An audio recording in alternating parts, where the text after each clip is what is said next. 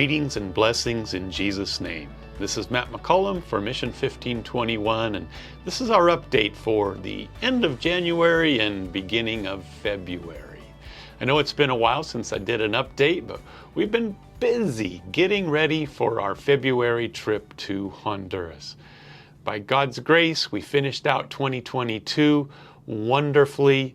We really thank you all that gave year-end gifts in particular, and all of you that stick with us in one way or another, praying or giving or just tracking and being aware of the work that the Lord is doing, at least in these 4 mission fields of the Miskitos, Garifunas in Honduras, as well as the Mayagna in Nicaragua, and the Fulani over in Nigeria. Well, I wanted to let you know that the gifts that have come in have really enabled us to get all the building materials we need for that Bible school and church center for Puerto Lempira, where Pastor Ludi is pastoring and training up a new generation of pastors. So as you already know, the columns are up, the beams are up, and the wood has been delivered, and now we're down to the last minute nails and bolts and screws. The tin is there, and now we just need to get some tools and people there. We'll be leaving on the 8th of February and back on the 20th of February. There's 7 of us going, and it's a great team of seasoned builders for the most part, and we're really looking forward to knocking out what I believe is 14 gigantic trusses. They're big because they're about 34 feet wide and about 8 or 9 feet tall, all made out of 2x6s. We're going to lift those things in place with a scaffolding and a little portable winch that we're going to be bringing.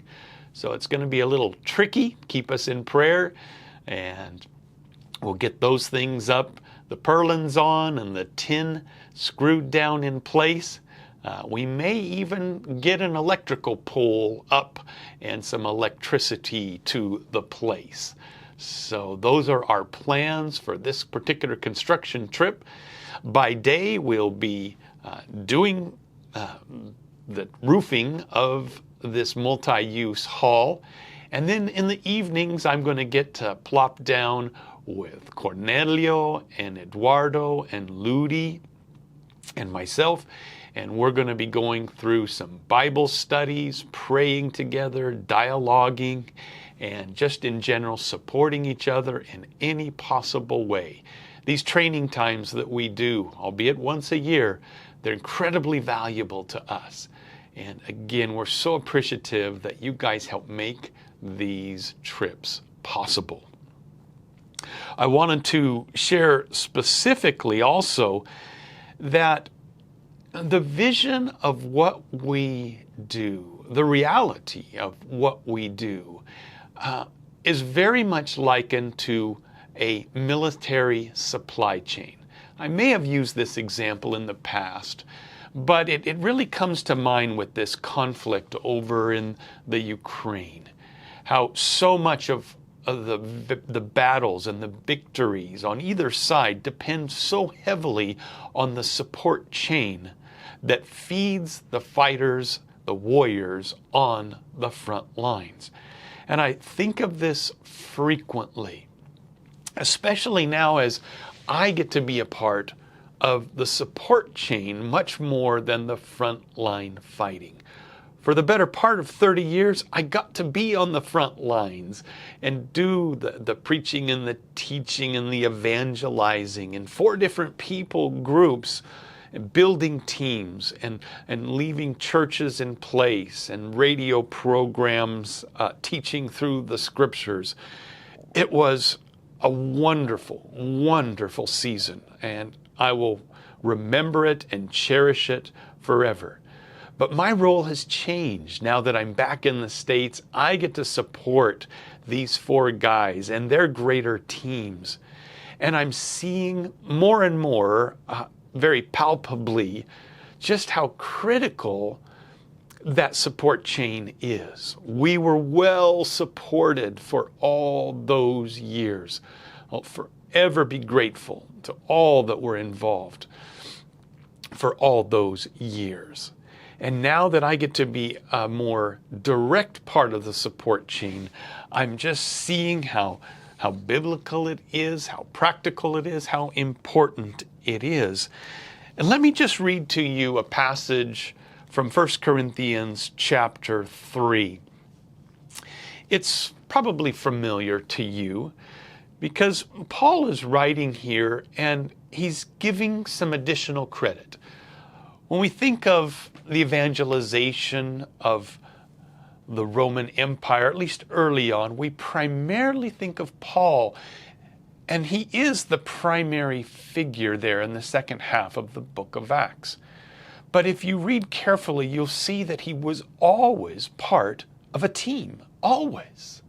He was never completely alone, except perhaps in the jail cells where he was still being brought food and he was still communicating. Even then, there was teamwork in place. Initially supported by Antioch, eventually supported by Philippi and other churches. Always a missionary band of younger disciples with him. Early on, Barnabas by his side. But there was always teamwork in place. And he gives a sliver of recognition here. Well, perhaps better said, he acknowledges another player in the game, in the frontline work of the ministry here in this passage, and then relates it back to the Corinthians as well as being part of the team. He says, 1 Corinthians 3, starting in verse 5, "Who then is Paul, and who is Apollos, but ministers?" Remember, the word minister is just the concept of a diakonos, or a servant, "through whom you believed, as the Lord gave to each one. I planted, Apollos watered, but God gave the increase. So then neither he who plants is anything, nor he who waters, but God who gives the increase. Now he who plants and he who waters are one, and each one will receive his own reward according to his labor." And then this key phrase, "for we are God's fellow workers." I love that term, fellow workers. The idea is that they are toiling or laboring together in a field.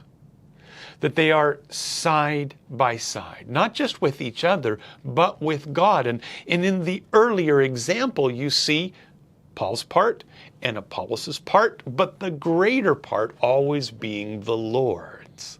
Well, here he includes the Corinthians. You also are fellow workers, fellow laborers, fellow toilers in the work that is being done in leading people to Christ and the establishing of the churches along the way. What a beautiful picture, this idea of being co-laborers. And the distinction there, that there is sowing to be done, there's watering to be done. We could extrapolate that a little bit and talk about fertilization, or again, supply chain that brings the seed or brings the water, the irrigation. But the idea is there always is a team.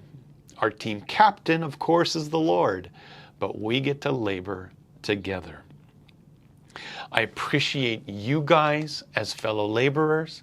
I appreciate even the role that I get to do alongside of Eduardo and Ludi and Cornelio and JB. These guys are out there on the front lines doing wonderful, wonderful things. And we will all share both in the toil and the reward someday, as the passage goes on to talk about both the wood, hay, and stubble, and the gold, silver, and precious stones that will be, in one way or another, our reward when it's time to move to heaven. Well, one story in particular I want to give, and I'm glad you've hung with me to the very end, because this last weekend was pretty intense. A week ago today, I got word that there had been a conflict between the land grabbers and the Mayagnas out in the UNESCO protected jungles of Nicaragua. This happened on land that belonged to the Mayagna peoples. The land grabbers were taking land illegally when a conflict erupted. The land grabbers fired first, but the Mayagnas defended themselves and their lands, and actually 2 of the land grabbers perished in the conflict.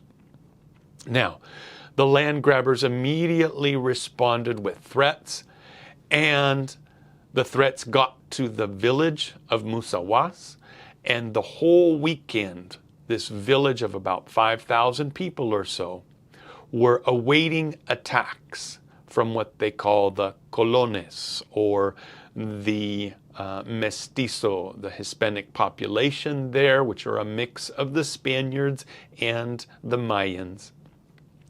Those that were a part of the land grabbing scheme tend to be violent individuals, and they promised an attack on the village. All weekend, people were praying. I sent out prayer requests to some key friends who spread it to others. There was a lot of intense intercessory prayer over the weekend, knowing that there would be a violent attack on that village. Well, that attack took place on Monday morning. And as the attack began, for some reason that no one seems to understand at this point, although we know who to attribute the glory, those that were attacking suddenly were overcome with fear. They began to retreat, and the Mayagnas were able to capture 26 of these land grabbers and discover 11 traders from their own village that were facilitating the land grabbing. It was a victory for the village, a victory and a setback for the land grabbers. But most importantly, we give the praise to the Lord, because all of that prayer, all of that intercession, we really do believe made a difference. Like it says in James chapter 5 and verse 16, that the effective prayer of a righteous man or woman avails much. It really does. The word promises that our prayers make a difference, and we saw it very directly. Being attacked on 2 sides, the men of Musawas were able to turn the tide with God's help, by God's grace. And no one was injured, no one was killed. And those doing the attacking were captured and turned over to the authorities. For that, we give the Lord praise. So continue to tune in. When I get back at the end of February, we'll give you an update on everything along with some pictures. And in the meantime, continue to lift us up, as there are so many logistic little details that need to come into place for this particular trip, that we could have a fully successful mission. I love you guys. We all do. And thanks again for being a part of this team. Grace and peace to you. Until next time, bye-bye.